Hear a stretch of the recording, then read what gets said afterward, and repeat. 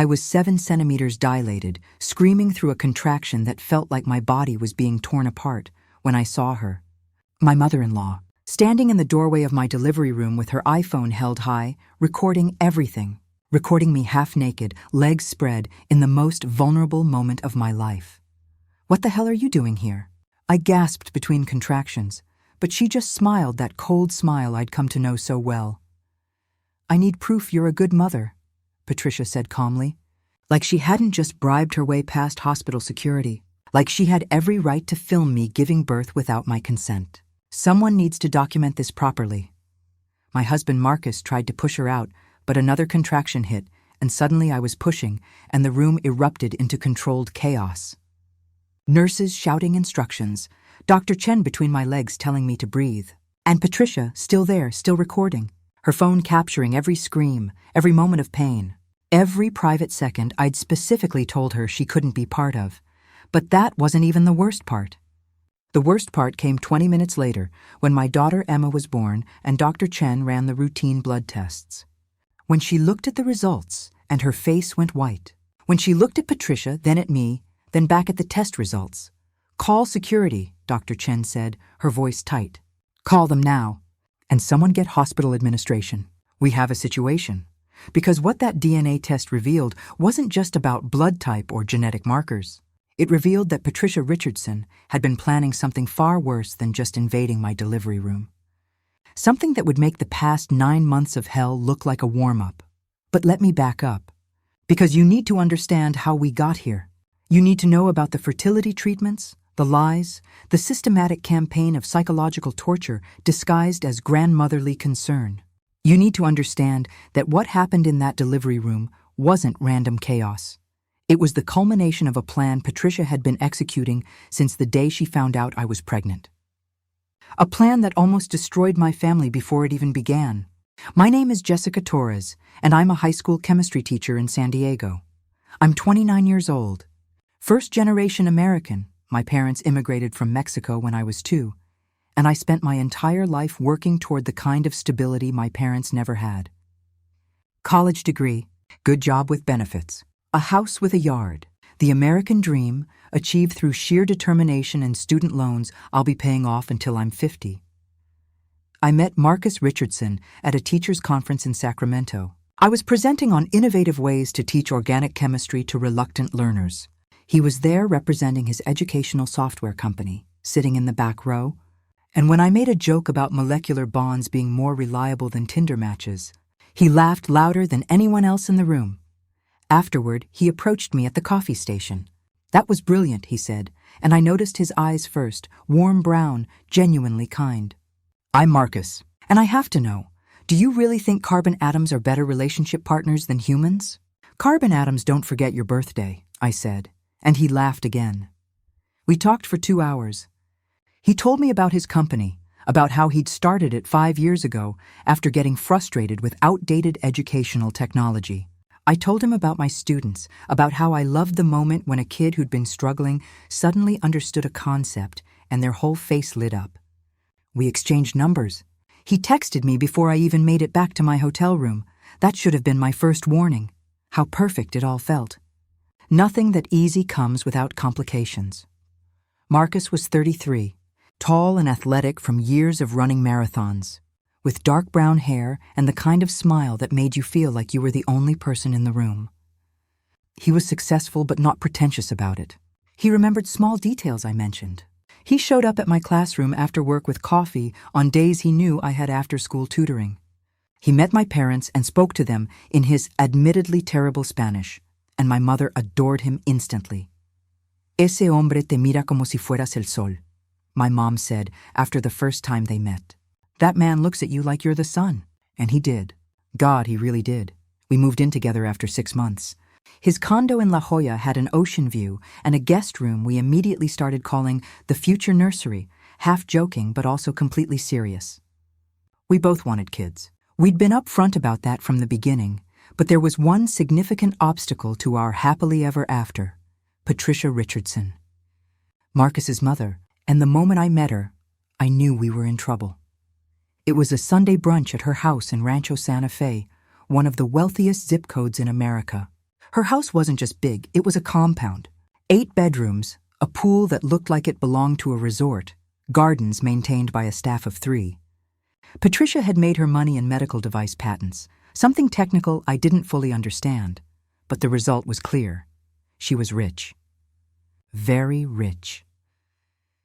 She answered the door in white linen pants and a silk blouse that probably cost more than my monthly rent used to be. Patricia was 61, but could pass for 50, with that expensive kind of aging where you can't quite tell what's been done, but everything looks suspiciously perfect. Her hair was platinum blonde, her nails were manicured, and her smile never reached her pale gray eyes. "Jessica," she said, pronouncing my name carefully, like it was foreign. Which I guess to her it was. "Marcus has told me so much about you. Please come in." The house was as cold inside as she was. Everything white and chrome and glass, like a museum rather than a home. There were no family photos, no personal touches, just expensive art on the walls and furniture that looked like it had never been sat on. Brunch was excruciating. Patricia asked questions that sounded polite but weren't. "So you're a teacher. How lovely. And your parents, what do they do?" When I explained my father worked in construction and my mother cleaned houses, I watched her expression freeze into something that might have been pity or might have been disdain. "How hardworking. Marcus has always been drawn to authentic people. Authentic. Like I was some kind of rustic experience he was slumming with." She asked about my family history, my education, my financial situation, all disguised as getting to know you conversation, but clearly assessing whether I was worthy of her son. And with every answer, I watched her mentally checking boxes: Hispanic, working class background, public school teacher salary, not worthy. Marcus held my hand under the table, squeezed it reassuringly, but I could see he was tense too. "Mom, Jessica graduated summa cum laude from UCLA, he said. "She has her master's in chemistry education. She's published research on teaching methodologies." "I'm sure she's very accomplished," Patricia said smoothly. "For a teacher." The way she said it made teaching sound like a hobby rather than a profession. After brunch, as Marcus and I drove back to his condo, I tried to be diplomatic. "Your mom seems particular." "She's protective," he said, which I would learn was his default excuse for everything Patricia did. "After Dad died when I was in college, she kind of went into overdrive. I'm her only kid. It makes her a little intense about who I date." "Has she liked anyone you've dated?" Long pause. Define liked. That should have been warning sign number 2, but I loved Marcus. Really genuinely loved him, and I told myself that Patricia would warm up eventually. That once she saw how happy Marcus and I were together, how good we were for each other, she'd come around. I was so wrong. A year into our relationship, Marcus proposed. We were hiking in Torrey Pines, watching the sunset over the ocean, when he got down on one knee on the trail and pulled out a simple but beautiful diamond ring. "Jessica Torres, you make me laugh every day. You challenge me. You make me want to be better. Will you marry me?" I said yes before he even finished the question. We kissed while other hikers applauded and took photos for us. It was perfect. It was everything I'd ever wanted. We called our families from the parking lot. My parents screamed with joy, immediately started planning parties and calling relatives. Marcus's mother answered on the 5th ring, her voice cool. "Engaged? Well, that's certainly sudden. Mom, we've been together over a year. I love her. I want to spend my life with her." "Are you sure you're ready for marriage, darling? You're only 34. There's no rush. Perhaps you should live together a bit longer. Really get to know each other. We do know each other." "Mom, I thought you'd be happy for me." "I am happy," she said, but her tone suggested otherwise. "I just want to make sure you're making the right decision. Marriage is a big step, especially with someone from such a different background." I felt Marcus stiffen beside me. "What's that supposed to mean?" "Nothing, darling. I'm just saying that cultural differences can cause friction. Money differences. Family expectations. These things matter in a marriage." We got off the phone quickly after that. Marcus apologized, said his mother would come around, that she just needed time. But I saw something in his eyes I hadn't seen before. Doubt. Not about me, but about whether his mother would ever accept me. The engagement period was 8 months of Patricia trying everything she could to slow down or stop the wedding. She questioned every decision. Too expensive, too cheap, too traditional, too modern. She suggested we postpone, do premarital counseling, wait until Marcus's company went through its next funding round. When none of that worked, she started being more direct. "Jessica, dear, have you thought about a prenup?" She asked over lunch one day, just the two of us. Marcus had thought mother-daughter bonding time would help. It didn't. Marcus has substantial assets. It's only prudent. "I don't want Marcus's money," I said, trying to keep my voice even. "I have my own career." "Of course you do. But you understand, a teacher's salary versus a tech CEO, there's a disparity, and if things don't work out, they will work out." "I'm sure you believe that," she said, stirring her tea. "But I've seen this before. Young women from disadvantaged backgrounds who see successful men as their ticket to an easier life. I'm not saying that's what you're doing, of course. But appearances matter." I wanted to throw my tea in her face. Instead, I excused myself and called Marcus from the restaurant bathroom, voice shaking. "I can't do this anymore. Your mother just essentially called me a gold digger. She didn't mean it like that." "Yes, she did. Marcus, she means everything exactly like it sounds. And you defending her every time just makes it worse." That fight lasted 3 days. We almost broke up, but ultimately Marcus chose me. Or I thought he did. He called his mother and told her she needed to back off or she wouldn't be invited to the wedding. Patricia apologized, said she'd been out of line, promised to do better, but nothing changed. She just got more subtle about it. We got married in a small ceremony in Balboa Park. My family filled the bride's side of the venue, cousins and aunts and uncles, all celebrating loudly in a mix of English and Spanish. Marcus's side was sparse. Patricia, looking like she was attending a funeral in her black designer dress, and a handful of his relatives who clearly felt uncomfortable. During the reception, Patricia gave a toast. "To my son Marcus, who has always followed his heart, even when it leads him down unexpected paths. And to Jessica, who I'm sure will try her very best to make him happy." The implication was clear. I would try, but I would fail. Our honeymoon was 2 weeks in Costa Rica. It was paradise. We hiked through rainforests, swam in waterfalls, made love on beaches, and didn't think about Patricia once. When we got back, tanned and relaxed and more in love than ever, I thought maybe finally we could move forward without her shadow over everything. Then I found out I was pregnant, and everything got so much worse. We hadn't been trying, but we hadn't been preventing either. We both wanted kids eventually, so when my period was late, I took a test almost casually, expecting nothing. 2 pink lines. Pregnant. I told Marcus that night over dinner. Watched his face transform from confusion to comprehension to pure joy. "We're going to have a baby," he kept saying, pulling me into his arms. "Jessica, we're going to be parents." We decided to wait until the 12-week mark to tell people, standard protocol. But at 10 weeks, Marcus couldn't contain his excitement anymore. "Let's tell my mom this weekend," he said. "She'll be so excited to be a grandmother." I had my doubts, but agreed.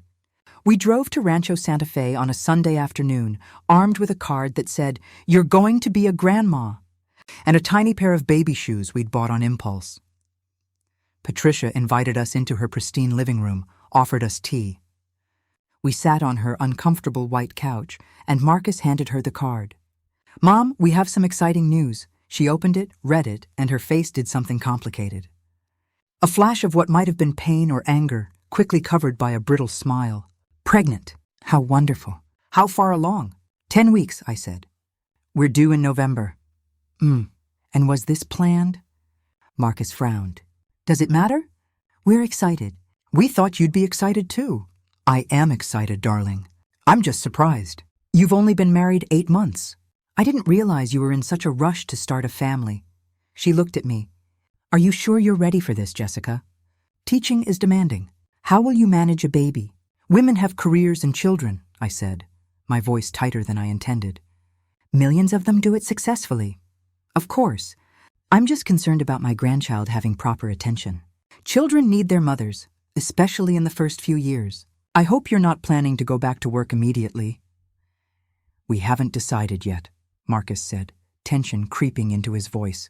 "But that's our decision to make." "Naturally." Patricia set down the card, barely glanced at the baby shoes. Well, I suppose congratulations are in order. When do you see your doctor next? The conversation was stilted and strange. Patricia asked clinical questions about my health, my doctor, my plans for delivery. No warmth, no grandmotherly excitement. Just this cold assessment, like I was a science experiment she was observing. As we drove home, Marcus was quiet. Finally, she'll come around. Once the baby's actually here, once she holds her grandchild, she'll come around. But I knew better. I'd seen something in Patricia's eyes when I told her about the pregnancy. Not joy. Not excitement, calculation. She was already planning something. The next 9 months proved me right, in ways I never could have imagined. The call started the day after we told Patricia about the pregnancy. She phoned Marcus at work, at home, sometimes 3 or 4 times a day, always with questions disguised as concern. Had I been taking prenatal vitamins? Was I seeing a good obstetrician? Did my family have any genetic disorders she should know about? She's just worried, Marcus said when I complained. First grandchild. She wants everything to be perfect. But it didn't feel like worry. It felt like surveillance. At my 12-week appointment, when we finally made the pregnancy public, Patricia demanded to come to every doctor's visit. I want to be involved, she said when Marcus mentioned our next ultrasound. I want to be there for all the important moments. These appointments are for Jessica and me, Marcus said gently. We'll share updates with you, but I'm the grandmother. I have a right to be there. You don't have a right, I interjected, my patience fraying. Marcus and I will decide who comes to medical appointments. Patricia's eyes went cold. I see, already keeping me at arm's length. I suppose I should have expected this. She looked at Marcus. Your father would be so disappointed to see you pushing your mother away. Marcus flinched. His father had died of a heart attack when Marcus was 21, and Patricia had been weaponizing his memory ever since. Any time Marcus didn't do what she wanted, she'd invoke his father's supposed disappointment. We didn't invite her to the appointments. But somehow she always knew when they were. She'd call right after, demanding to know what the doctor said, what the measurements were, if everything looked normal. When I asked Marcus if he'd told her the appointment times, he swore he hadn't. But someone was feeding her information. At 16 weeks, I started showing noticeably. I loved my growing belly, loved putting my hand on it and feeling connected to the life inside me. But Patricia's commentary made every milestone uncomfortable.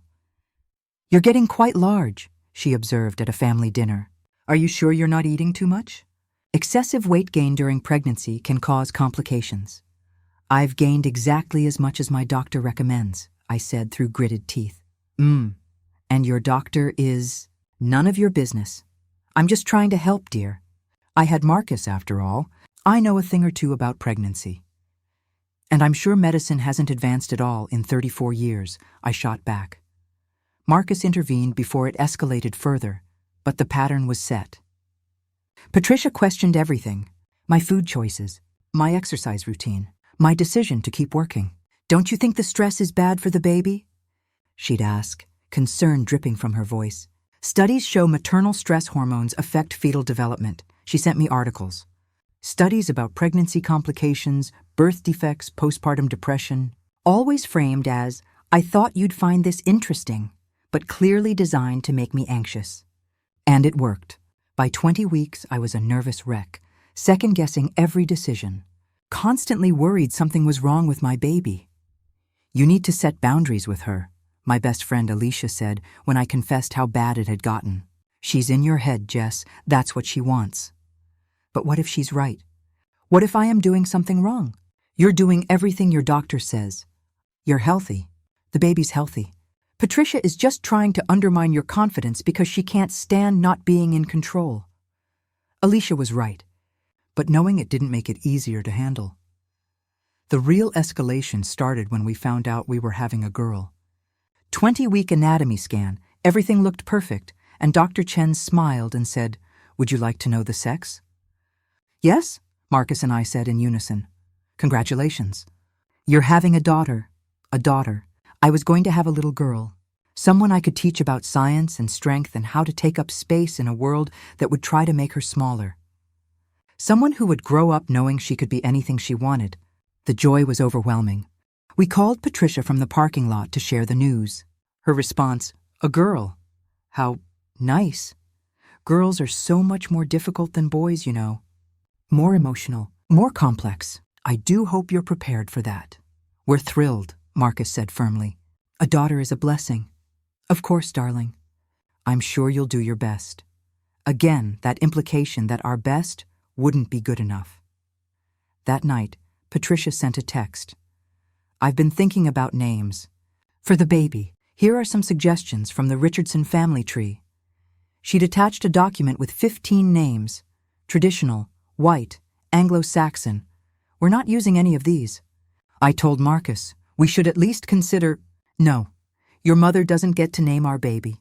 We're naming her Emma Sophia, after my grandmother and yours. That's what we decided.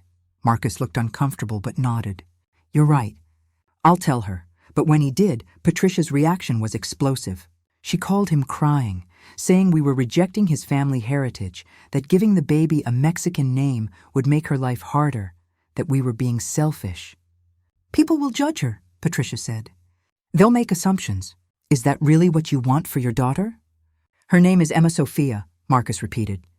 That's final, Mom. Patricia hung up on him. Then she called me directly, her voice icy. You're already poisoning my relationship with my granddaughter, and she isn't even born yet. I want you to know I see exactly what you're doing. You're cutting me out because you want Marcus all to yourself. But I won't let you. That baby is a Richardson, and she deserves to know her grandmother. She will know her grandmother, I said, my hand protectively on my belly. As long as her grandmother learns how to respect boundaries. Boundaries, she spat. Is that what we're calling it? Keeping a grandmother from her grandchild? I have rights, you know, grandparent rights. In California, I can petition for visitation if you try to keep me away. Are you threatening to sue us for custody of a baby that isn't even born yet? I'm saying I won't be pushed aside. I won't be relegated to the occasional visit when it's convenient for you. I deserve better than that. My granddaughter deserves better than you. She hung up before I could respond. I stood in our kitchen, shaking, feeling my baby kick inside me, and felt genuine fear for the first time. Patricia wasn't just difficult. She was escalating, and the baby wasn't even here yet. We need to document this, Alicia advised when I told her about the conversation.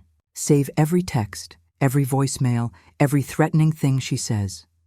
If this gets worse, if you need a restraining order or something, you'll need proof. I started keeping a detailed log. Dates, times, what Patricia said or did. The entries piled up quickly. At 25 weeks, Patricia started showing up at my school. She'd park in the visitor lot and wait for me to leave, then coincidentally be there when I walked to my car. I was just in the neighborhood, she'd say. Thought I'd see how you're doing. My principal noticed and asked if everything was okay.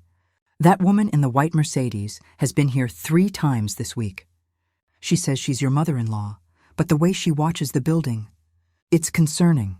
I'll handle it, I said, embarrassed that my family drama was spilling into my workplace. I called Marcus. Your mother is essentially stalking me at work. You need to talk to her, he did. Patricia's response, I'm not stalking anyone. I'm concerned about my pregnant daughter-in-law, who insists on working full-time in her 3rd trimester. What if something happens? What if she goes into early labor and no one's there to help? I'm surrounded by colleagues, I said, when Marcus relayed this. And we live 15 minutes from the hospital. Her concern isn't about my safety. It's about control. At 30 weeks, Patricia tried a different tactic. She showed up at our condo with a car full of baby items. I've been shopping, she announced, directing movers to bring in a crib, a changing table, a rocker, boxes of clothes, all expensive, all designer, none of it what Marcus and I had chosen. Patricia, we already registered, I said, staring at the invasion of stuff filling our living room. We picked out what we wanted. This is better quality, she said dismissively. You can return your things? I insist. We're not returning our things. We picked them out together. Jessica, don't be stubborn. These are from the finest baby boutiques. Your child deserves the best. Our child will have the best. The best parents. The best love. That's what matters, not designer onesies. Patricia's face hardened. You're making this very difficult. I'm trying to be generous to provide for my grandchild, and you're throwing it back in my face. Do you have any idea how hurtful that is? Marcus finally stepped in. Mom, we appreciate the thought, but Jessica's right. We're the parents. We get to make these decisions. even when you're making the wrong ones. Even then, Patricia left the stuff anyway. We donated most of it and took the rest back to the stores for refunds.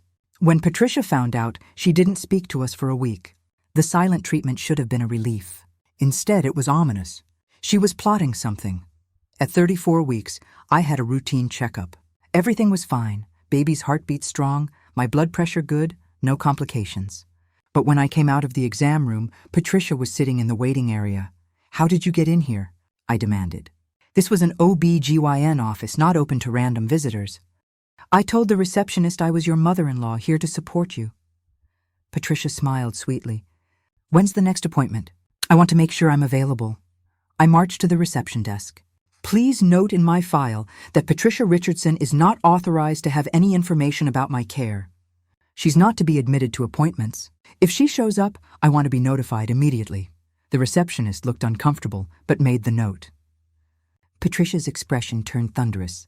"You can't ban me from being involved in my grandchild's health?" Watch me. I thought that would be the end of it. But 2 days later, my doctor's office called. "Mrs. Richardson, we had a strange situation. Someone claiming to be you called and tried to get information about your medical records. When we asked security questions, they got several wrong.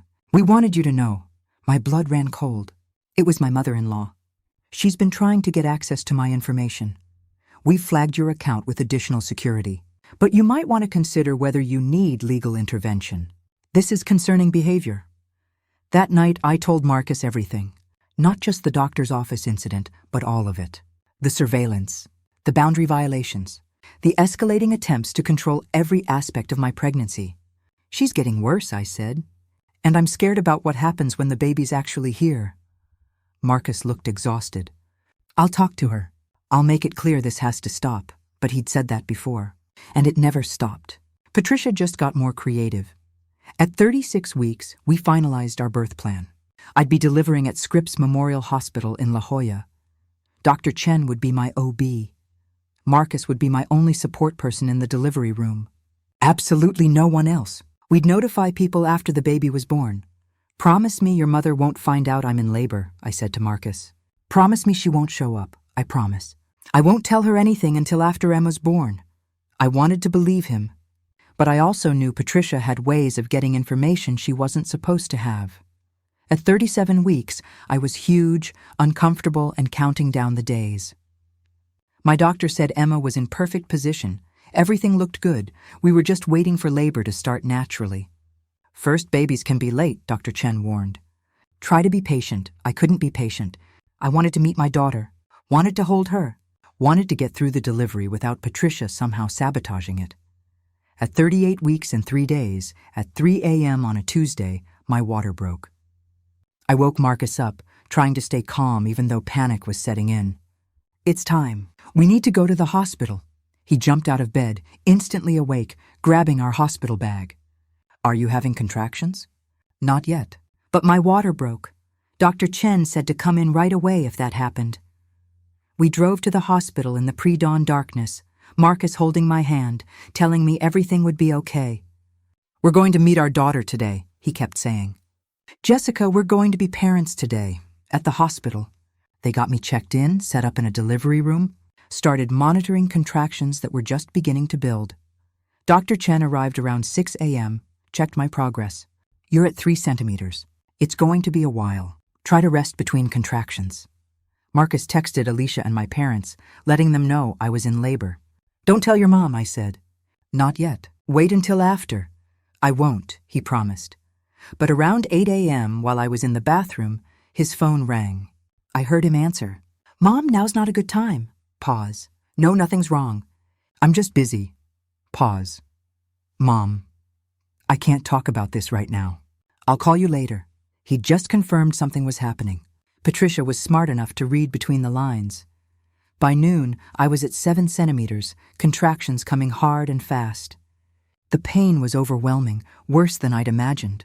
I'd opted for an epidural, which helped but didn't eliminate the feeling of my body being torn apart from the inside. Marcus held my hand, wiped my forehead, told me I was doing great even though I was cursing and crying and definitely not doing great. And then I saw her.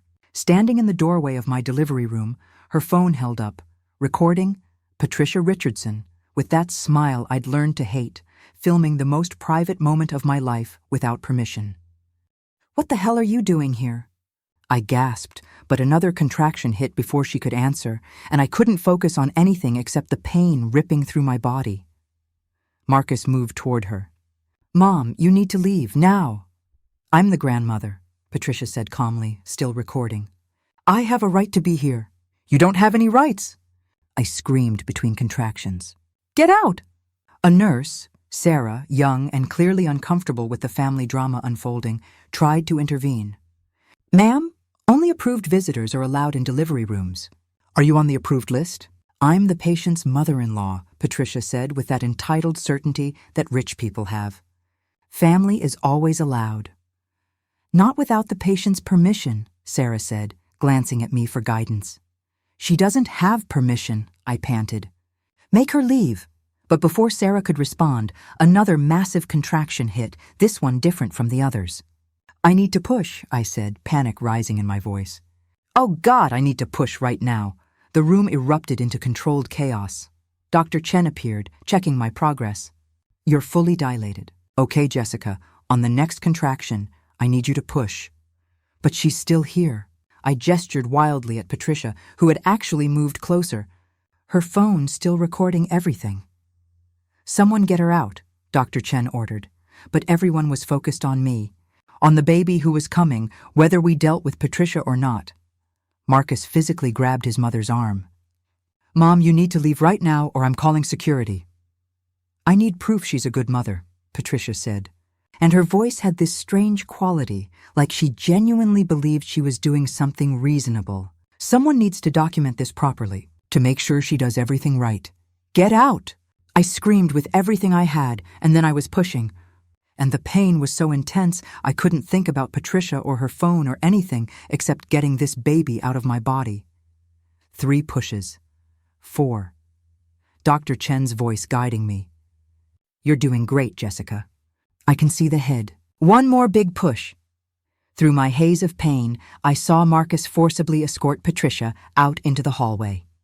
Heard her protesting, voice rising. Then Marcus was back beside me, taking my hand. I'm so sorry. I don't know how she—" "Push." "Jessica," Dr. Chen commanded. And I did. And suddenly there was pressure and release and the sound of crying. "It's a girl," Dr. Chen announced, and my daughter was there, covered in vernix and blood, screaming her arrival into the world. They placed her on my chest and she was perfect. Tiny and perfect and mine. I was crying, Marcus was crying, and for one perfect moment, everything else disappeared. Our daughter, Emma Sophia Richardson Torres, born at 12:47 p.m. on a Tuesday afternoon, weighing 7 pounds 2 ounces. "She's beautiful," Marcus whispered, his finger tracing her tiny hand. "Jessica, you did it." "She's here," but the peace lasted only moments.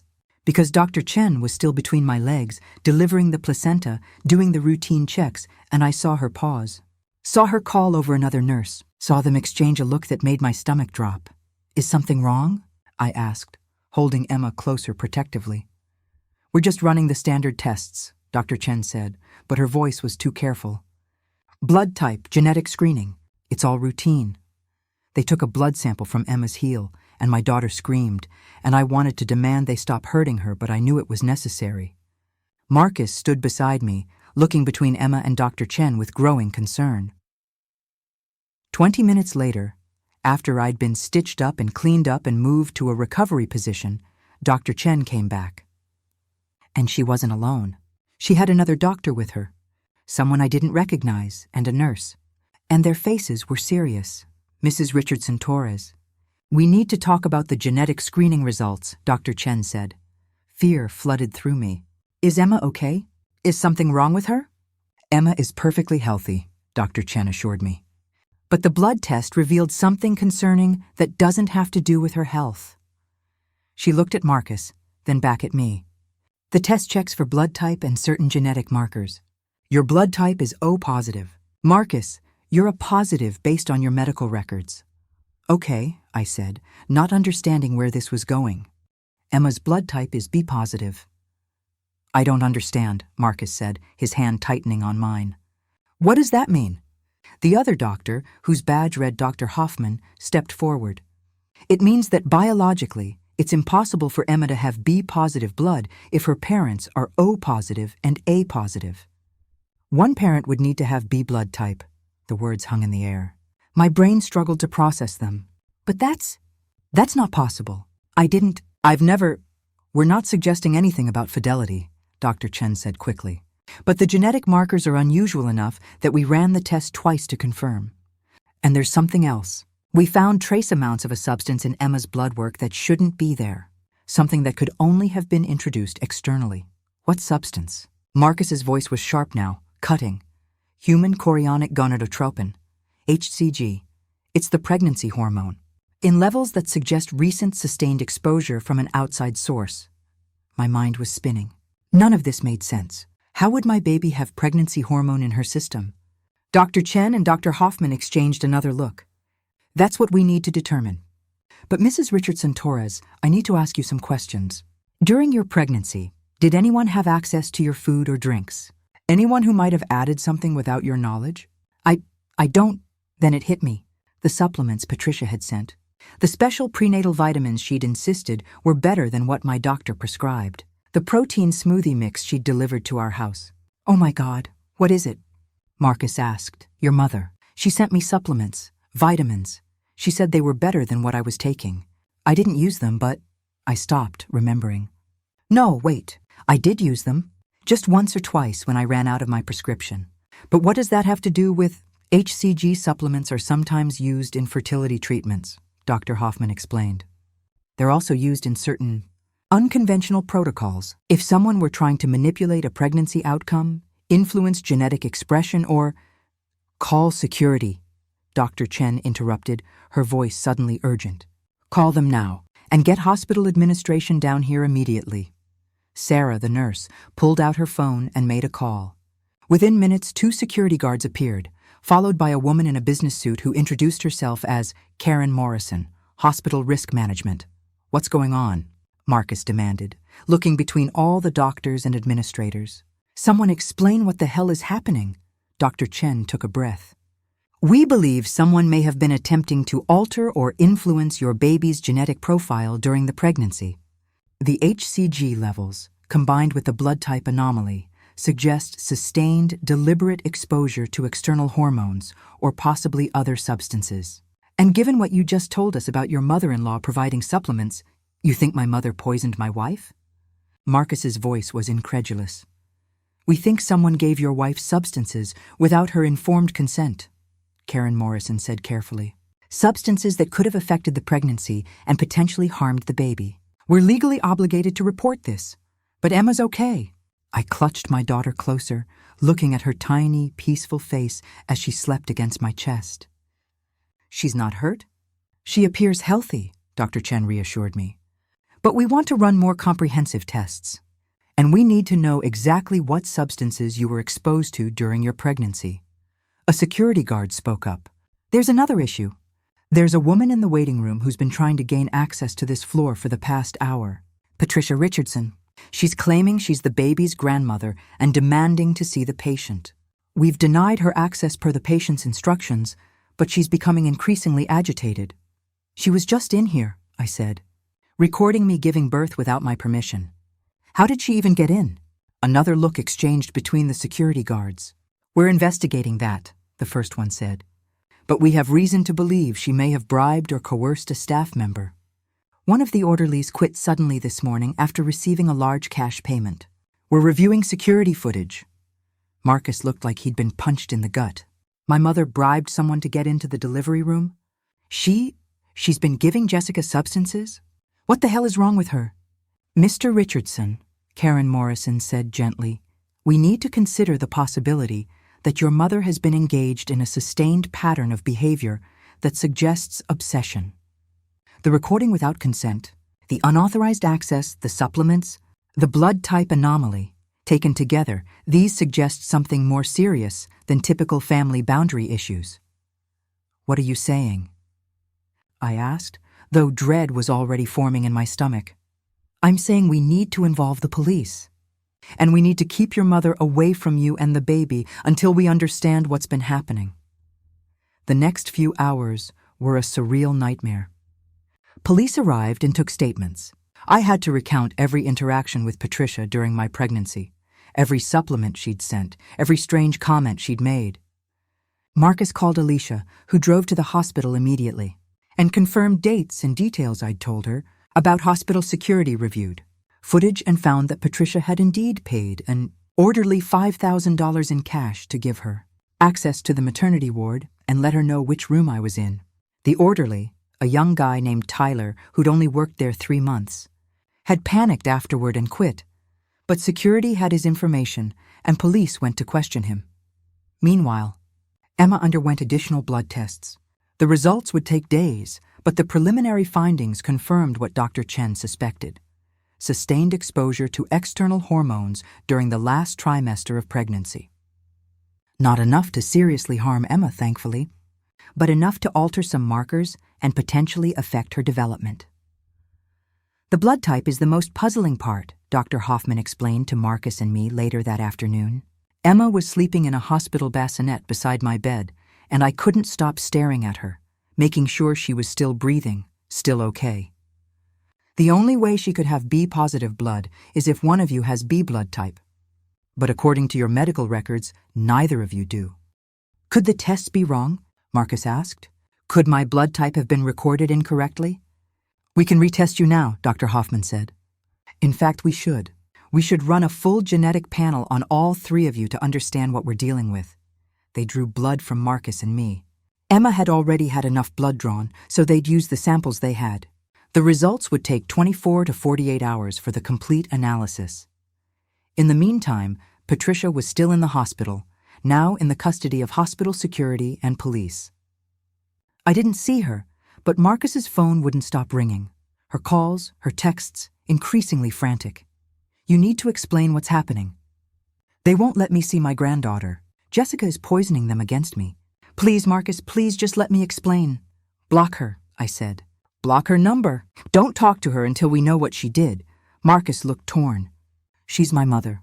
She wouldn't have deliberately hurt you or Emma. There has to be an explanation. She broke into my delivery room and filmed me without consent, I said, my voice breaking. She gave me supplements that contained God knows what. Marcus, she paid someone $5,000 to betray patient privacy. What explanation could possibly make that okay? He had no answer for that. That night, while Emma slept and Marcus dozed in the chair beside my hospital bed, my phone buzzed with a text from an unknown number. When I opened it, my blood ran cold. It was a photo of me in the delivery room, mid-push, my face contorted in pain. Patricia had sent it from a different phone, along with a message. I have proof you're an unfit mother. The way you screamed at medical staff. The way you cursed in front of your baby. I have it all recorded. If you try to keep my granddaughter from me, I'll release these videos. Everyone will see what kind of woman you really are. My hands shook as I showed Marcus. His face went white, then red with rage. She's blackmailing you. She's... Call the police, I said. Add this to the report. She's threatening me now. The police came back, took my phone, documented the message. This helps our case, one officer said. Harassment, extortion, potentially reckless endangerment. We have enough to arrest her. Good, I said, surprising myself with the venom in my voice. Arrest her. Keep her away from my family. But even as the police led Patricia out of the hospital in handcuffs, Alicia later told me she'd been in the waiting room all day, refusing to leave. I felt no satisfaction, just exhaustion and fear, because I still didn't know what she'd done to me during my pregnancy, still didn't know if my baby would have long-term effects from whatever substances Patricia had given me. The genetic panel results came back 48 hours later. Dr. Chen came to my hospital room. We were being kept for extended monitoring given the circumstances with Dr. Hoffman and Karen Morrison. We have your results, Dr. Chen said, and we need to explain what we found. Emma was nursing at my breast. Marcus sat beside me, his hand on my shoulder. Just tell us, I said. Is Emma okay? Emma is healthy, Dr. Chen confirmed. But the genetic testing revealed something unexpected. Marcus, your blood type isn't actually A positive. It's B positive. Your medical records were incorrect, Marcus frowned. How is that possible? Medical records can contain errors, Dr. Hoffman said. What's more relevant is the genetic panel. Emma is definitely your biological daughter. The DNA confirms both of you are her parents. But, she paused, clearly uncomfortable with what she had to say next.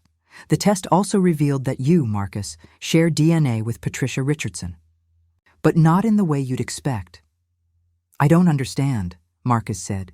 Patricia Richardson is not your biological mother. The words seemed to hang in the air, impossible and absurd. I felt Marcus's hand tighten on my shoulder. That's ridiculous, he said. Of course she's my mother. She gave birth to me. Actually, according to the genetic markers, she didn't, Dr. Hoffman said gently. You share approximately 25% DNA with her, which indicates she's your biological aunt, not your mother. But you also share DNA with Emma in a way that confirms you're her father, which means Patricia's sister is my biological mother. Marcus's voice was hollow, disbelieving. Or her brother is your father and your biological mother is someone else entirely, Dr. Chen said. We can't determine that without testing other family members. But what's clear is that Patricia is not your biological mother, despite raising you as her son. I watched my husband process this information, his entire understanding of his identity crumbling. She knows, he said finally. She's always known. That's why she was so obsessed with the pregnancy. With Emma, He stopped, the realization hitting him. She was trying to engineer her own genetic grandchild. That's what the supplements were for. The HCG. She was trying to manipulate the pregnancy somehow. Dr. Hoffman nodded slowly. That's our theory. We believe she was attempting to influence genetic expression or development using hormones and possibly other substances. It's not scientifically sound. You can't change someone's DNA with supplements, but someone without medical training might believe they could. Or she might have been trying to harm the pregnancy to claim the baby wasn't viable, to push for surrogacy or adoption, where she could have more control. She wanted to replace me, I said, the pieces falling into place.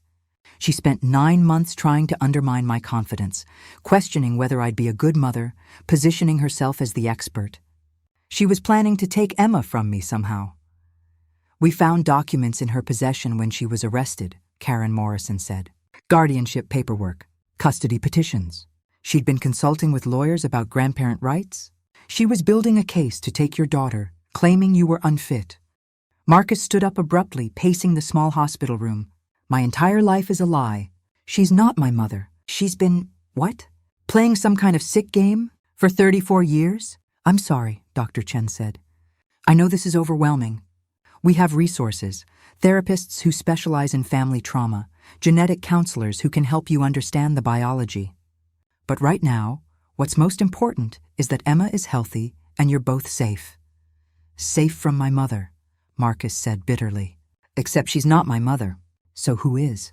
Where did I come from? Why did she raise me if I'm not her son? Those are questions only she can answer, Karen Morrison said.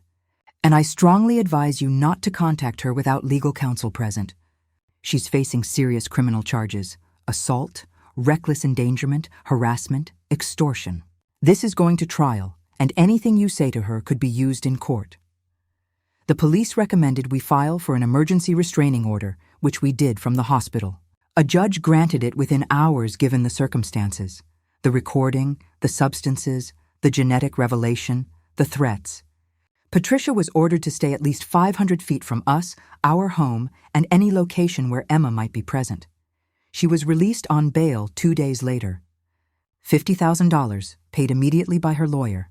The conditions of her release included the restraining order, surrender of her passport, and mandatory psychiatric evaluation. My parents arrived from San Diego that afternoon, my mother crying as she held Emma for the first time. Mi preciosa, she whispered. You're safe now. We'll keep you safe, but I didn't feel safe. I felt violated, used, like my entire pregnancy had been a science experiment for Patricia's delusions. And I felt guilty, because I should have trusted my instincts from the beginning, should have known something was deeply wrong with Patricia beyond normal difficult mother-in-law behavior. This isn't your fault, Alicia said firmly when I voiced this to her. She's a master manipulator. She's been planning this for probably years. You couldn't have known, but I felt like I should have known. Should have protected my baby better. Marcus wasn't coping well. He spent hours on his phone trying to track down family members who might know the truth about his parentage. His father had died 15 years ago, but there were cousins, aunts, uncles scattered across the country. Most hadn't spoken to Patricia in years. None of them had answers. "My dad must have known," Marcus said one night, holding Emma while I tried to rest. "If I'm not Patricia's biological son, he must have known." But he never said anything. Why wouldn't he tell me? Maybe he didn't know, I suggested. Maybe Patricia lied to him too. Or maybe he was protecting me. Or protecting her.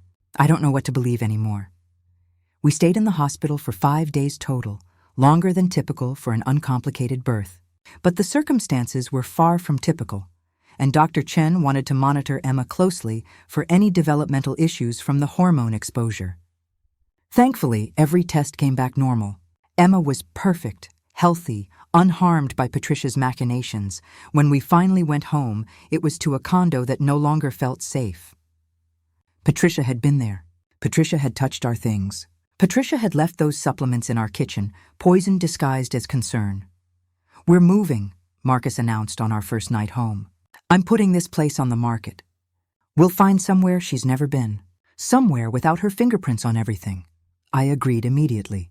I couldn't stand being in that space anymore. But even as we started planning our escape, even as we met with lawyers and prepared for the criminal trial, even as we installed security cameras and changed our phone numbers, I couldn't shake the feeling that Patricia wasn't done. Because women like Patricia Richardson don't accept defeat. They regroup, they plan, they wait for the perfect moment to strike back, and I was terrified of what she'd do next. The criminal trial started when Emma was 3 months old. I had to leave my baby with my mother and sit in a courtroom while prosecutors laid out everything Patricia had done. The bribery, the unauthorized recording, the supplements laced with hormones, the guardianship papers, the extortion. Patricia sat at the defense table in a conservative suit, looking like a concerned mother wrongly accused, not a woman who'd spent 9 months psychologically, torturing her pregnant daughter-in-law while trying to poison her. Her defense attorney was good. Expensive. He painted Patricia as an overprotective grandmother driven to desperation by a daughter-in-law who'd systematically shut her out. My client made mistakes, yes. Poor judgment, certainly. But criminal intent? No. This was a grandmother who wanted desperately to be part of her grandchild's life and made unwise choices in pursuit of that goal. She bribed hospital staff, the prosecutor countered. She recorded a birth without consent, violating patient privacy laws. She gave the victim supplements containing prescription hormones without medical supervision. She threatened to release intimate videos unless granted access to the child. This isn't overzealousness. This is stalking, endangerment, and extortion. The jury looked uncomfortable. This wasn't a simple case. Family dynamics were messy, and Patricia's lawyer was skilled at exploiting that messiness. Marcus testified about his mother's escalating behavior, about the constant boundary violations, about finding out she wasn't his biological mother through the DNA test. "She built her entire life on a lie," he said, his voice steady but devastated. "And when my wife got pregnant, she tried to control that too. She couldn't stand not being the center of my universe anymore." Patricia's lawyer cross-examined him aggressively. "Mr. Richardson, isn't it true that your wife has a history of conflict with your mother? That she refused to include your mother in important pregnancy milestones? That she's generally hostile toward your family?" "Objection," the prosecutor said. "Relevance?" "Your Honor, I'm establishing a pattern of alienation that drove my client to desperate measures."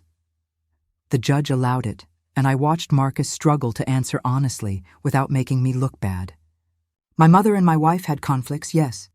But that's because my mother refused to respect boundaries.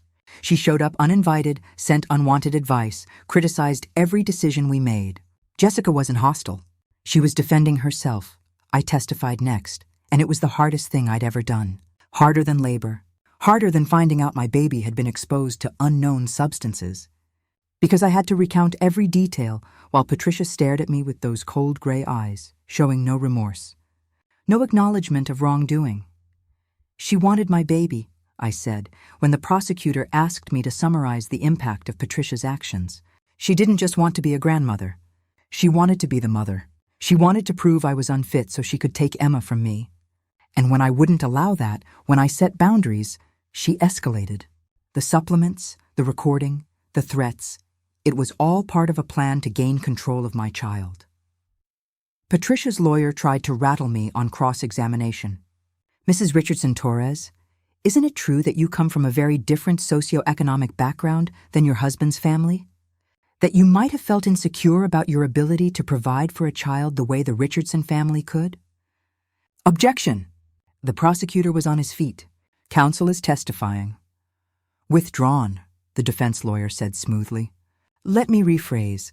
Mrs. Richardson-Torres, did you ever worry about money during your pregnancy? Every pregnant person worries about money, I said evenly. But I have a good job. My husband has a successful business. We were financially stable. But you accepted expensive gifts from my client, didn't you? Baby furniture, clothes, supplies, which we returned because they came with strings attached. Your client wanted control in exchange for generosity. Or perhaps you're simply ungrateful. The prosecutor objected again. The judge sustained it. But the damage was done. The defense was painting me as the villain, the ungrateful daughter-in-law who'd driven a grandmother to desperation. The medical testimony was more clear-cut. Dr. Chen explained the hormone levels found in Emma's blood work, the supplements Patricia had provided, the impossibility of the blood-type combination without deliberate intervention. Someone was attempting to alter the pregnancy outcome, she testified. Whether through ignorance or malice, I can't say. But the result could have been catastrophic. The baby was fortunate to be healthy. The bribed orderly, Tyler, testified under immunity. She gave me $5,000 in cash, he said, looking ashamed. She said she just wanted to surprise her daughter-in-law, be there for the birth. I thought it was weird but harmless. I didn't know she'd been banned from the room. I didn't know about the recording. But you knew giving her access violated hospital policy, the prosecutor pressed. Yes, Tyler admitted. I knew it was wrong. I did it anyway because I needed the money. I'm sorry. The jury deliberated for 3 days. 3 agonizing days where Marcus and I waited in limbo, wondering if Patricia would face consequences or if her expensive lawyer had convinced 12 people that she was just a misunderstood grandmother. The verdict came back guilty on 4 counts: criminal trespass, reckless endangerment, harassment, and attempted extortion. Not guilty on the assault charges. Apparently filming someone without consent in a hospital room didn't rise to the level of assault, which seemed insane to me, but that's what the jury decided. Patricia showed no emotion when the verdicts were read. She just sat there, perfectly composed, like this was happening to someone else. Sentencing was set for 2 weeks later. In the meantime, she remained free on bail, though the restraining order stayed in place. We won, Marcus said as we left the courthouse, but he didn't sound victorious. He sounded exhausted. We survived, I corrected. Winning would mean none of this happened in the first place. At sentencing, the judge gave Patricia 18 months in prison, suspended to 6 months with time served and 2 years probation. She was ordered to undergo psychiatric evaluation and treatment, forbidden from contacting us or Emma during probation, and required to pay restitution for the medical costs and legal fees. 6 months, I said, stunned, as we left the courtroom. She tormented me for 9 months, tried to poison my baby, and she gets 6 months. With probation conditions, the prosecutor reminded me. If she violates them, she goes back to prison for the full sentence. And you have a 5-year restraining order now. She legally can't come near you. But legal restrictions only work if the person respects them. And Patricia Richardson didn't respect anything except her own desires. She served 4 months of her 6-month sentence, released early for good behavior, which would have been laughable if it weren't so terrifying. 4 months for 9 months of psychological torture and attempted harm to my child. The day she was released, we got a call from her probation officer. I wanted to alert you that Ms. Richardson has been released. She's required to wear an ankle monitor for the next year and maintain weekly check-ins. She's aware of the restraining order and the consequences of violating it. But I recommend you remain vigilant, as if we'd been anything but vigilant for the past year. We'd moved shortly after Emma was born, selling the La Jolla condo and buying a house in Carlsbad, 30 minutes north.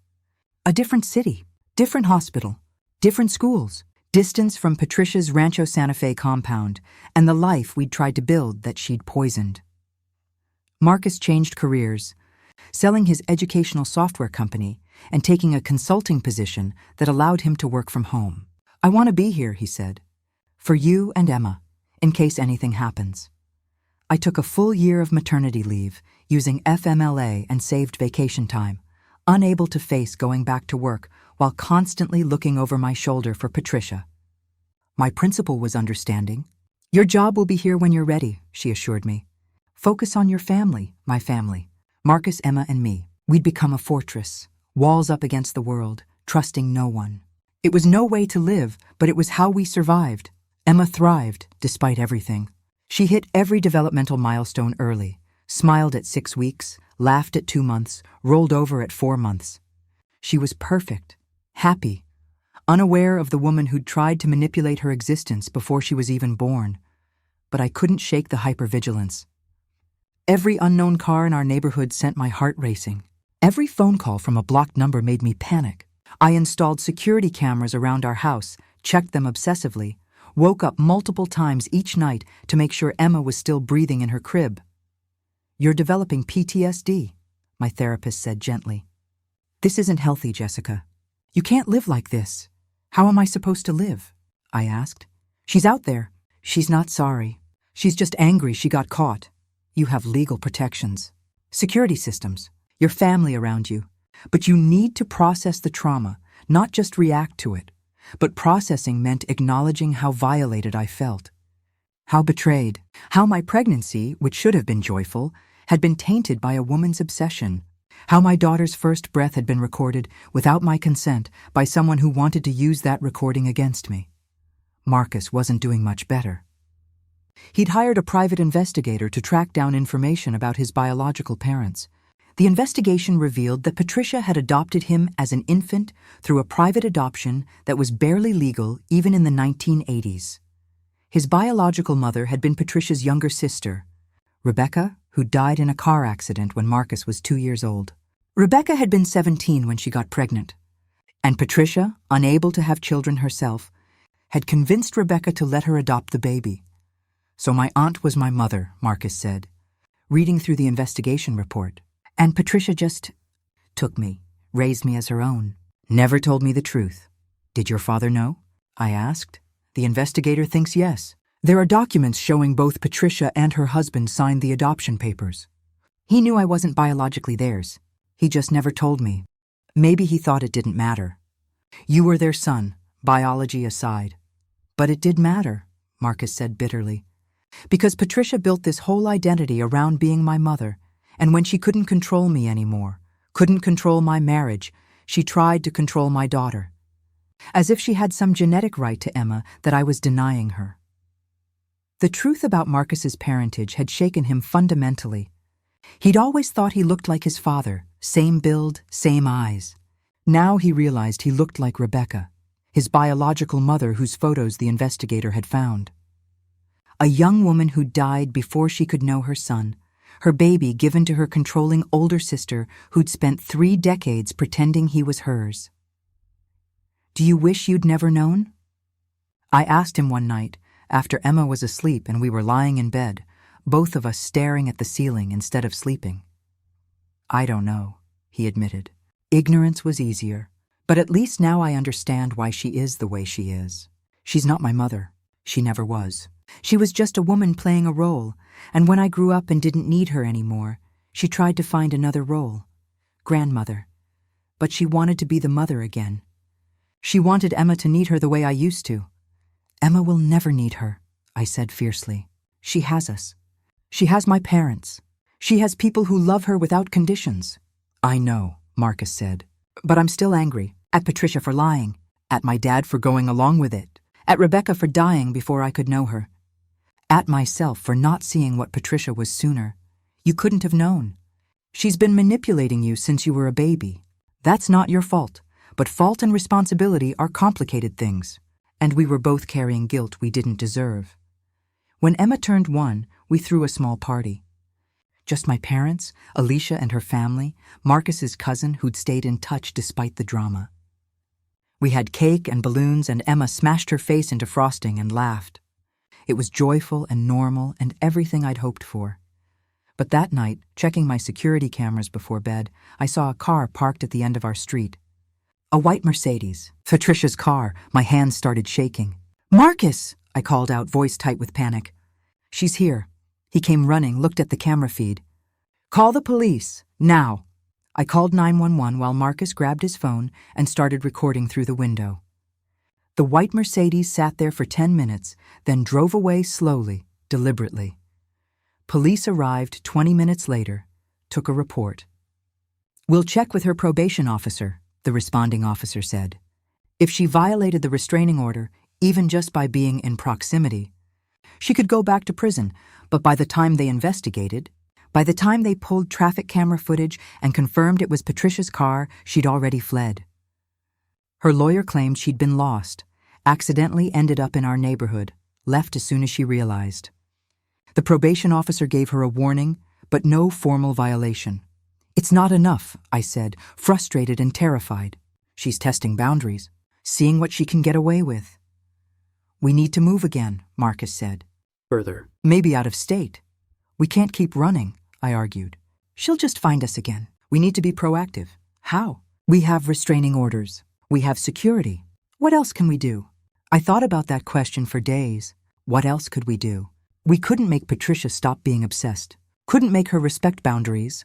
Couldn't erase a year of trauma with legal documents and therapy sessions. But we could tell our story. We could warn others. We could make sure that what happened to us didn't happen in silence. "I want to go public," I told Marcus one night. "I want to tell people what she did. Not for revenge, for protection. So if she tries anything else, there's a record. So other people dealing with toxic family members know they're not alone." "Are you sure?" Marcus asked. "Once we do that, there's no taking it back. Everyone will know our business. Everyone who matters already knows," I said. "And I'm tired of being afraid. I'm tired of letting her have power over us even from a distance. This is our story. We get to tell it, so we did. I wrote an essay about my experience and submitted it to a parenting website. They published it within a week. When your mother-in-law becomes a stalker, one woman's story of pregnancy harassment and how she fought back. The response was overwhelming. Thousands of women reached out, sharing their own stories of toxic in-laws, boundary violations, pregnancies ruined by family interference. I wasn't alone. We weren't alone. And naming what Patricia had done, calling it stalking, calling it harassment, calling it the crime it was, gave me power I hadn't had before. Patricia's response was predictable. Her lawyer sent a cease and desist letter, threatening to sue for defamation. We sent back a response from our lawyer. Every word in the essay was documented truth. She was welcome to try to sue us, but discovery would reveal even more about her behavior. We never heard from her lawyer again. 2 years after Emma's birth, Patricia's probation ended.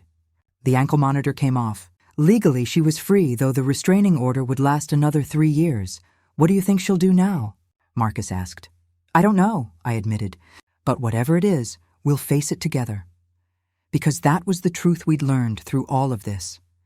We were stronger together than Patricia was alone.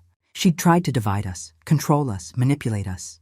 And she'd failed. We had Emma. We had each other. We had lives worth protecting. And we weren't going to let Patricia Richardson take any of that away. The final confrontation came on a Tuesday afternoon when Emma was 3 years old. I was at the grocery store with Emma in the cart, singing along to the music and picking out apples, when I felt it. That prickling awareness that someone was watching. I turned and saw her, Patricia Richardson, standing at the end of the produce aisle, staring at Emma. 5 years of restraining order, 5 years of distance, and here she was, 20 feet away, looking at my daughter like she was something Patricia owned. My first instinct was panic. Grab Emma and run. But Emma was talking, happy, pointing at the colorful fruit displays. I couldn't scare her. Couldn't let Patricia's presence steal this normal moment. So I pulled out my phone and started recording. "Patricia Richardson," I said loudly, clearly. "You are violating a restraining order. You are required to stay 500 feet away from me and my family. I am documenting this violation." Other shoppers turned to look. Patricia's face flickered with something. Anger? Embarrassment? before settling into that familiar mask of calm concern. Jessica, I just want to talk. 5 minutes, please. No, leave now or I'm calling the police.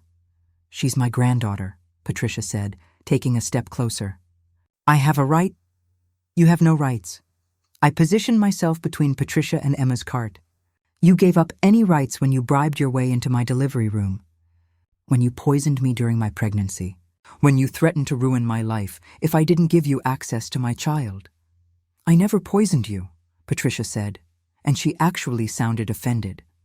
Those were quality supplements. I was trying to help. They contained prescription hormones I didn't consent to taking. That's poisoning, Patricia. That's why you went to prison. Emma started to fuss, sensing the tension. Mama, I want to go. We're going, baby, I said, keeping my eyes on Patricia while backing toward the store exit with the cart. Stay away from us, Patricia. I mean it. Just let me meet her, Patricia pleaded, and now there were tears in her eyes. Real or fake, I couldn't tell anymore. I'm her grandmother. She should know me. Marcus is my son. Marcus is not your son, I said, loud enough that several shoppers definitely heard. He's your nephew. You adopted him when your sister died and spent 34 years lying about it. You have no biological claim to him or to Emma. Now get away from us before I have you arrested. Patricia's face transformed, the mask finally cracking completely. The tears vanished, replaced by cold fury. You turned him against me. You took everything from me. My son, my grandchild, my family. You destroyed my life. You destroyed your own life, I said, already dialing 911 on my phone. The moment you decided your obsession mattered more than everyone else's autonomy. Store security was approaching now, alerted by other customers. I spoke into my phone. I'm at Ralph's on Palomar Airport Road. Patricia Richardson is here violating a restraining order. She's approaching me and my daughter. I need police immediately. Ma'am, you need to leave, one of the security guards said to Patricia. I'm not doing anything wrong, Patricia protested. I'm just shopping. I have a right to shop. You have a restraining order, I said, showing the security guard my phone with the order pulled up. She's required to stay 500 feet away. She saw me and my daughter and approached anyway. The security guards escorted Patricia toward the exit, but she kept looking back at Emma, kept trying to see around me. She looks like Marcus did at that age, Patricia called out. Same eyes, same smile. That's my family, my blood. She's not your blood, I shouted back, something breaking inside me.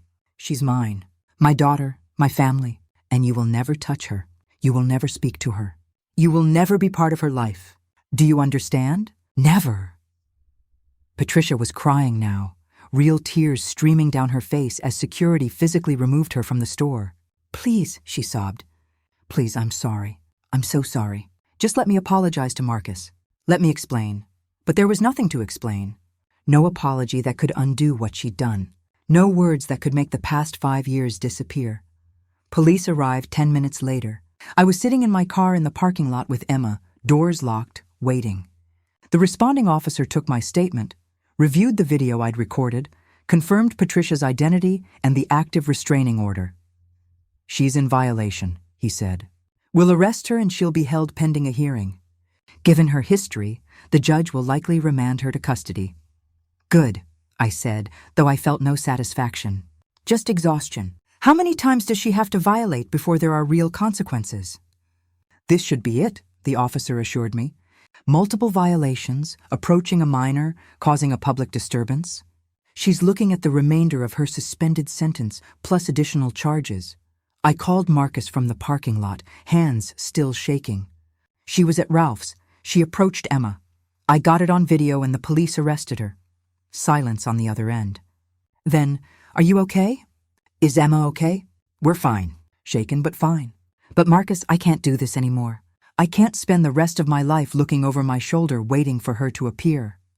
You won't have to, Marcus said, his voice hard with determination. This is it. This is the final violation. She's done.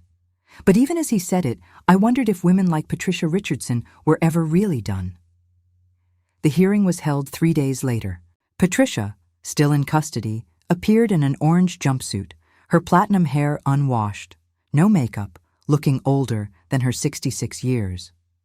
Without her armor of designer clothes and perfect styling, she looked small, diminished. The judge reviewed her record, the initial criminal conviction, the probation violations, the restraining order breaches. Ms. Richardson, you were given multiple opportunities to respect court orders. You were given suspended sentences, probation, chances to get treatment, and move forward with your life. Instead, you have repeatedly violated the terms of your release, including approaching a protected minor in a public place. Your Honor, Patricia's public defender said, she couldn't afford her expensive lawyer anymore. Her money having run out on legal fees, my client has been in therapy. She's making progress. She understands her behavior was inappropriate. She's asking for one more chance. One more chance to do what? The judge asked. To further traumatize this family? To endanger this child?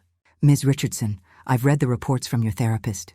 You've been diagnosed with narcissistic personality disorder, obsessive-compulsive disorder, and delusional disorder. Your therapist notes that you refuse to accept responsibility for your actions, that you continue to believe you are the victim in this situation. Patricia stood up, despite her lawyer trying to stop her. I am the victim, she said, her voice rising. They took my family from me. Marcus was my son. I raised him. I sacrificed everything for him. And she pointed at me. She poisoned him against me. She turned him into someone I don't even recognize. That baby should have been mine to raise. I would have done it right. I would have. Enough, the judge said sharply. Ms. Richardson, your delusions are exactly why you cannot be trusted around this family. You genuinely believe you have a right to control another person's child. That is not only wrong, it's dangerous. She's my granddaughter. She is not. Biologically, she is not. Legally, you have no relationship to her. You are a convicted criminal with multiple restraining order violations. You are a danger to this family. The judge looked at the paperwork before her. I'm sentencing you to the remainder of your suspended sentence, 14 months, plus an additional 6 months for this violation. 20 months in county jail. Upon release, you will be on supervised probation for 5 years. The restraining order is extended to 10 years and will include a GPS monitoring requirement. If you violate the order again after release, you will face felony stalking charges. Patricia's face went white. 20 months? Your Honor, please, this court is adjourned. The judge's gavel came down. Patricia was led away in handcuffs, still protesting, still claiming she was the victim. I watched her go and felt nothing. No triumph, no relief, just emptiness. It's over, Marcus said, taking my hand as we left the courthouse. She can't hurt us anymore. But I knew better. 20 months would pass. Patricia would be released eventually. And unless she genuinely changed, which her therapist said was unlikely, she'd find new ways to try to insert herself into our lives. It's not over, I said quietly. Not really. We just bought ourselves some time. Marcus didn't argue because he knew I was right. We spent those 20 months building our life without Patricia's shadow. Marcus started a new business, creating educational apps for kids with learning disabilities. I went back to teaching, taking a position at a private school with better security and flexible hours. Emma started preschool, made friends, learned to read before kindergarten, showed no signs of developmental issues from the hormone exposure she'd experienced in utero. We bought a house further north in Oceanside, with good schools and a community where no one knew our history. We made friends who didn't know about Patricia, who saw us as just another young family navigating parenthood. We had play dates and birthday parties and normal problems like potty training and picky eating. And slowly, gradually, I started to relax, started to believe that maybe, just maybe, we could have a normal life. Then one day, 18 months into Patricia's sentence, we received a letter from her. It had been screened by the court. She wasn't allowed direct contact, but they'd determined it wasn't threatening enough to violate the order. The letter was 10 pages long, handwritten, and it was the closest thing to an apology I'd ever seen from Patricia Richardson. I've had a lot of time to think, she wrote. A lot of time to reflect on my actions and their consequences. My therapist here has helped me understand that what I did wasn't love. It was control. It was obsession. It was me trying to fill a void inside myself by possessing the people around me. I want you to understand why I am the way I am, Though I know it doesn't excuse anything, my mother was cruel, violent. She told me daily that I was worthless, that I'd never amount to anything. When I met my husband, when I had the chance to adopt Marcus, I thought I could do it differently. I thought I could be the mother I never had. But instead, I became a different kind of cruel, more subtle, more manipulative, but cruel nonetheless. When Rebecca died and I took her baby, I told myself I was saving him, giving him a better life than a teenage mother could provide. But really, I was taking something that wasn't mine, because I couldn't have my own child, and I built my entire identity around being Marcus's mother. When he grew up and didn't need me anymore, I didn't know who I was without that role. When you got pregnant, Jessica, I saw another chance, another baby I could mold, another person I could control. I didn't see Emma as her own person. I saw her as an extension of myself, a second chance to do motherhood right. And when you set boundaries, when you insisted on being Emma's mother yourself, I couldn't handle it. I felt like you were stealing from me, taking what I deserved. I know now that I never deserved any of it. Not Marcus, not Emma, not the role of mother or grandmother. I know that what I did was criminal, abusive, unforgivable, and I don't expect forgiveness. I just want you to know that I understand now. I see what I did, and I am genuinely sorry. I'm not asking to be part of your lives. I know that's not possible, and frankly, it's not healthy for any of us. But I want Marcus to know that despite everything, despite the lies about his parentage and the manipulation and all of it, I did love him. Not in a healthy way, not in a way that was good for him, but in the only way I knew how. And I'm sorry that my love was toxic. I'm sorry that I hurt the people I claim to care about. I hope Emma grows up happy and healthy. I hope Marcus has found peace. And I hope you, Jessica, can eventually move past the trauma I caused. You deserved better. You all deserved better. This is goodbye. When I'm released, I will not contact you. I will not violate the restraining order. I will not try to insert myself into your lives. I will move away from California. My lawyer is helping me arrange a transfer to Florida, where I have a cousin I haven't seen in 30 years. I will start over somewhere you'll never have to worry about running into me, and I will live with the consequences of my actions for the rest of my life. I am truly, genuinely sorry. For everything. I read the letter 3 times, looking for manipulation, for hidden threats, for any sign that this was another game.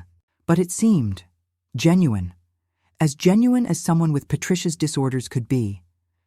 Do you believe her? Marcus asked after reading it himself. I don't know, I admitted. Part of me wants to. Part of me thinks this is just what she needs to say to get through her sentence. But even if she means it, it doesn't change what she did.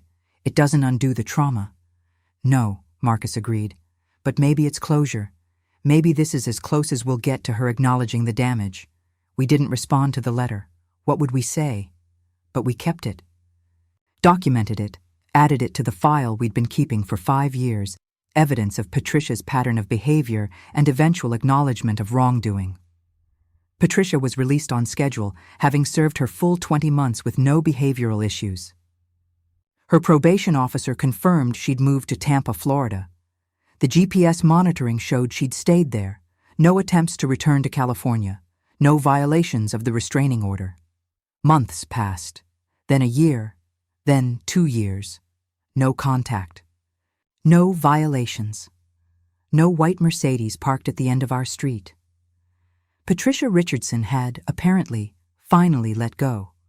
Or maybe she'd just found new people to obsess over.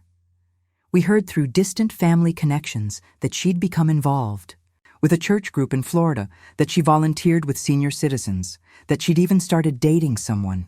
Whether she genuinely changed or just redirected her need for control, we'd never know.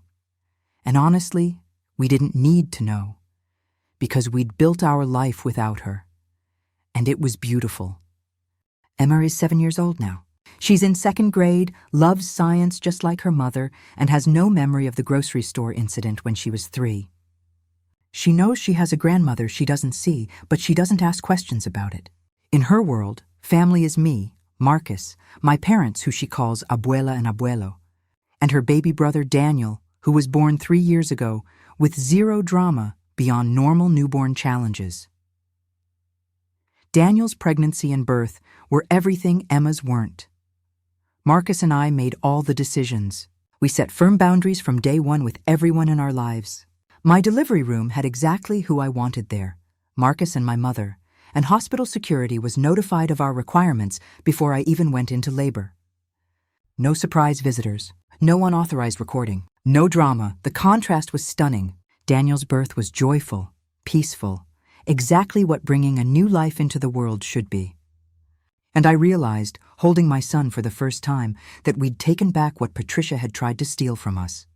The joy of family, the peace of clear boundaries, the safety of a life built on honesty and mutual respect.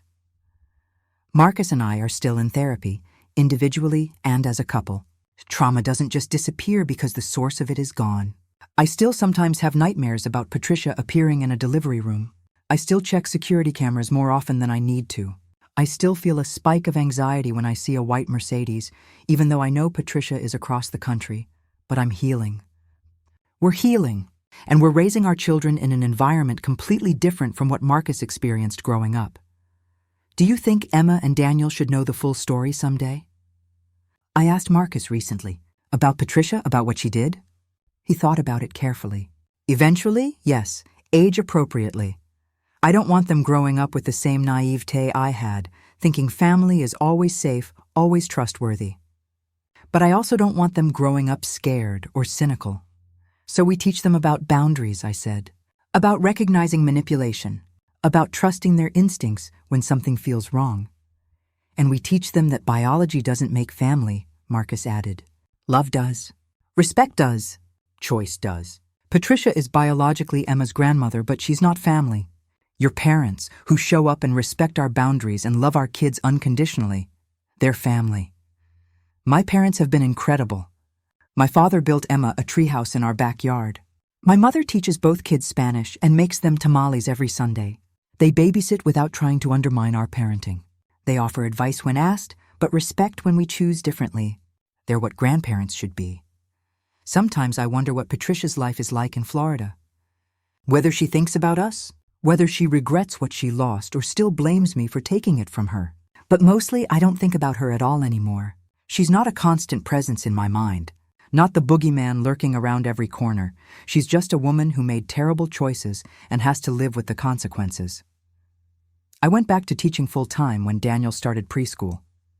My students are incredible, diverse, curious, passionate about learning. Some of them come from difficult family situations, and I try to be the kind of teacher who sees them, really sees them, who validates their experiences and helps them understand that dysfunction at home doesn't have to define their future. One of my students, a girl named Maya, stayed after class one day last year. "Ms. Torres," she said hesitantly, "my grandma keeps showing up at my house even though my mom told her not to. And she says really mean things about my mom. Is that normal?" I knelt down to her eye level. "No, sweetie, that's not normal. And it's not okay. Your mom is right to set boundaries, even with family, especially with family sometimes. But isn't that mean? To keep grandma away? It's not mean to protect yourself and your family from people who hurt you," I said gently. "Even if those people are related to you, love should feel safe. If someone makes you feel unsafe, even if they're family, it's okay to set boundaries." Maya's mother thanked me tearfully at parent-teacher conferences. She came home and told me what you said. It helped her understand that we're not being cruel, we're being safe. She paused. "I hope you don't mind me asking, but you sound like you have experience with this." "I do," I admitted. "And it's part of why I'm so passionate about teaching kids that they have a right to boundaries, even with adults, even with family." That's become part of my mission now. Not just teaching chemistry, but teaching kids about autonomy, consent, healthy relationships. Breaking generational cycles of dysfunction, one student at a time. Marcus has channeled his experience differently. His educational apps focus on building confidence in kids with learning disabilities, helping them understand that struggling doesn't mean failing. I spent my childhood believing I had to be perfect to deserve love, he told me. I want kids to know they're worthy exactly as they are. We don't talk about Patricia much anymore. She's part of our past, not our present. The restraining order will expire eventually, but we've built such a solid life, such strong boundaries, that we're not afraid of what she might do. She can't touch us anymore. We won't let her. If there's one lesson I want to share from everything we went through, it's this. You have the right to protect yourself from toxic people, even family. Especially family sometimes. Because family isn't about shared DNA. It's about love, respect, and safety.